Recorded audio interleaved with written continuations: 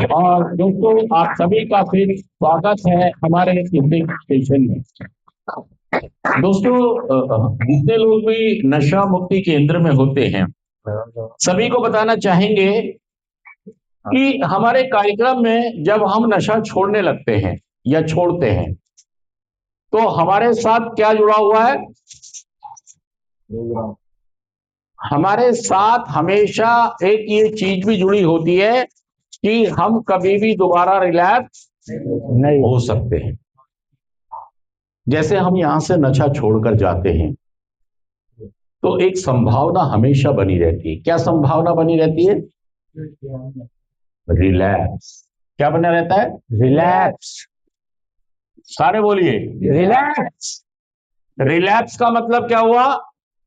दोबारा नशा करना, दोबारा पुनर्वर्ती हो जाना। दोबारा पुनर्वर्ती हो जाना। पुनर्वर्ती का मतलब होता है जैसा पहले था वैसा फिर हो गया।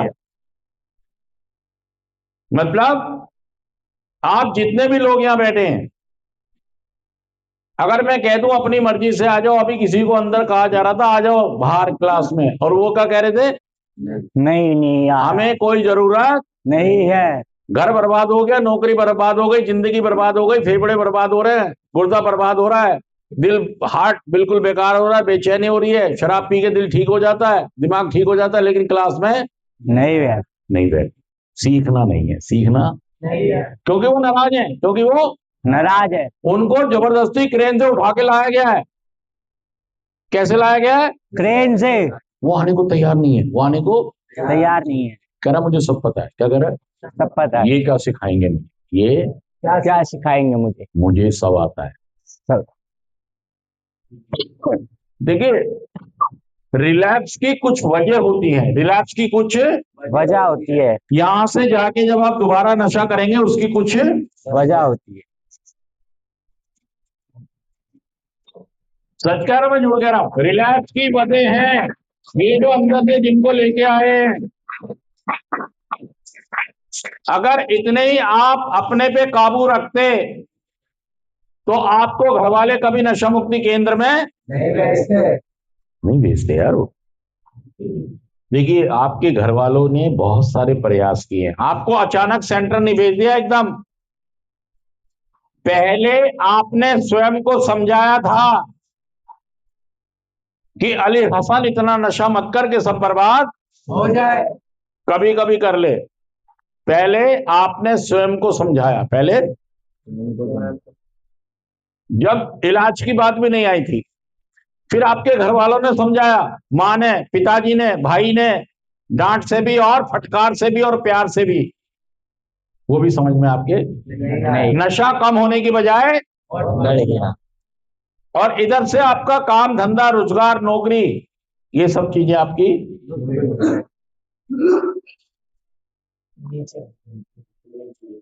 रुकी तो नहीं, लेकिन डाउन होती चली गई, कम होती चली गई चीज। नशा बढ़ता गया और बाकी चीजें घटती गई। इज्जत मान मर्यादा काम धंधा नौकरी चाकरी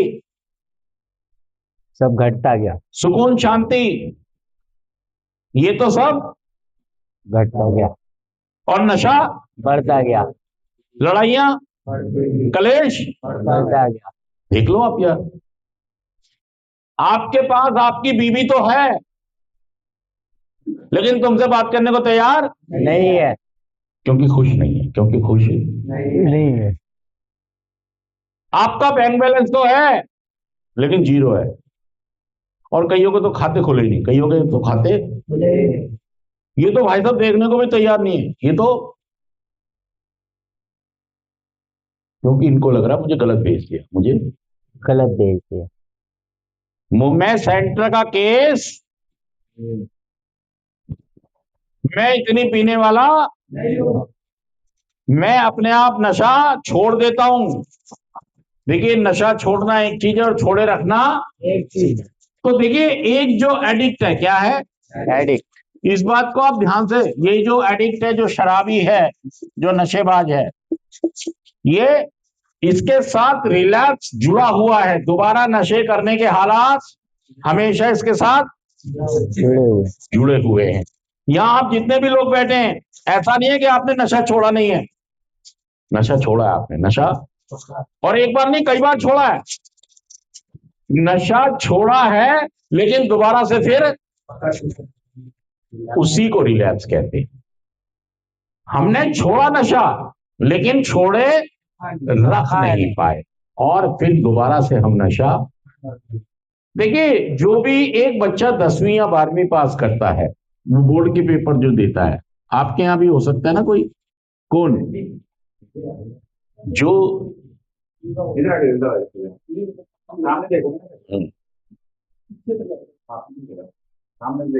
एक शराब पीने वाले को ना प्रॉब्लम हो जाती है क्लास सुनने में, वो बेचैन हो जाता है, उसका बीपी अब नॉर्मल हो जाता है। तो असल में जिनको थोड़ी सहूलियत मिल जाती है ना कि जी थोड़ा इनका स्पेशल वो कर दो, तो वो अपने को स्पेशली समझ लेता है, जबकि है वो एडिक्ट शराबी, लेकिन समझ क्या लिया उनने, मैं थोड़ा आई एम डिफरेंट, मैं तुमसे अलग हूँ। मतलब उसकी भी यार, जो तुम्हारी मम्मी पापा घर वो दुखी है, उसके भी दुखी है यार, जब तो यहाँ है। लेकिन समझ क्या लिया उन्होंने को, भाई हर दूर आई एम डिफरेंट, बरोबर। आप इलाज से वंचित हो जाओगे यार, आप रिकवरी से वंचित रह जाओ। मुझे यहां से सीख कर जाना है, और क्या खत्म करना है, रिलैप्स के चांस खत्म करनी है। देखिए, आप जब जाएंगे तो आपसे सवाल पूछे जाएंगे, क्या होंगे, हालात, परिस्थितियां और लोग आपसे क्या करेंगे, सवाल, आपसे सवाल पूछे जाएंगे। हो सकता है माई ताना मार दे, क्या कह दे, आज तेरी आंखें लाल हो रही है, तूने कभी जिंदगी में कमा के नहीं दिया, हाँ, और ये बात आपको बुरी लग जाएगी। हो सकता है आपने नशा नहीं किया, लेकिन उस दिन आके आपकी माँ को शक हो गया, क्या हो गया, शक हो गया, और उसने आपको सुना दी, उसने सुना दिया। कहां जा रहा, बैठ जाए यहाँ पे, और आपको गुस्सा आ गया। देखिए, रिलैप्स के चांस बनेंगे, लेकिन जैसे 10वीं 12वीं का बच्चा इम्तिहान दे के पास होता है, कठिन सवालों के जवाब देके और अगली क्लास में, ऐसे ही जब हम नशा छोड़ते हैं तो हमें भी अपने रिलैप्स के चांस को कम करना है यार। हालात, परिस्थितियां, लोग हमसे सवाल करेंगे ही करेंगे, सच कह रहा हूं, झूठ कह रहा हूं, बताइए बात, ये सवाल हमसे करेंगे ही करेंगे। जिनका हमने लेके खा गए, हम कर्जे वाले हैं, कर्ज वाले भी घर आएंगे, कौन आएंगे, कर्ज वाले। हमारी नौकरी की भी हमको संभाल करनी पड़ेगी दोबारा, या हमको जो भी धंधा बिजनेस करते हैं, सब पे चोट हो गई ना, सब पे क्या हो गई है, सब बिगड़ गया, सब बिगड़ गया, ये सब हमसे क्या करेंगे, सवाल।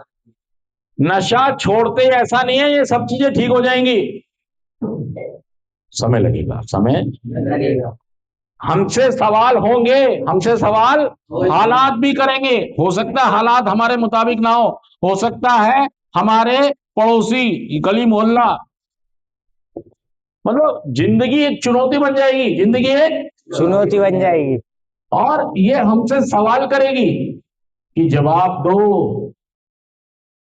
कई बार हमारी जेब में एक पैसा नहीं होगा और हमें शादी में जाना है, हमारा मूड खराब हो जाएगा। मतलब सवाल खड़े करेगी, रिकवरी सवाल खड़े करेगी। जैसे 10वीं 12वीं का बच्चा 10वीं के 12वीं के पेपर देने गया तो सवाल तो भाई साहब कठिन आएंगे, ये मत कहना सवाल कठिन थे। अगर आपका बच्चा है जो पढ़ाई करता है 12वीं क्लास में, +2 में पढ़ता है, और वो ये कहे सवाल मुश्किल आए थे, अबे तो भाई तुझे इसीलिए तो पढ़ाया था हमने कि तू हर कठिन सवाल का हाँ, ऐसे ही जब आप रिकवरी में आएंगे तो रिलैप्स के चांस बने रहेंगे, क्योंकि सवाल कठिन आएंगे, सवाल कठिन आएंगे। दीपक की जिंदगी में, अली हसन की जिंदगी में, अमित की जिंदगी में, बॉबी की जिंदगी में